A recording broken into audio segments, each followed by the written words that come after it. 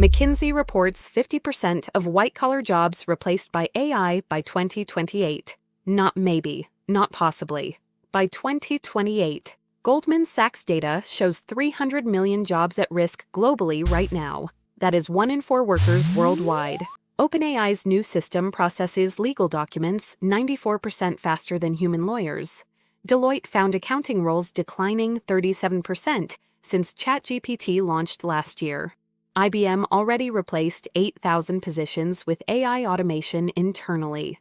Google's AI handles 70% of their customer support tickets daily. No humans involved. Your job category is next. Email writing, data analysis, code review, customer service, all collapsing under AI pressure. Your salary depends on skills AI cannot replicate yet. But that window closes fast. Like and subscribe for more.